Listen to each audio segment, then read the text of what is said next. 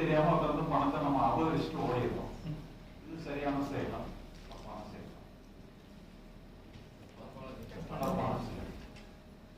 அதே மாதிரி நமக்கு வந்து எத்தனையோ விதமான எமோஷன் வருது. நல்ல எமோஷன் இருக்கு, மோசமான எமோஷன்ஸ் இருக்கு.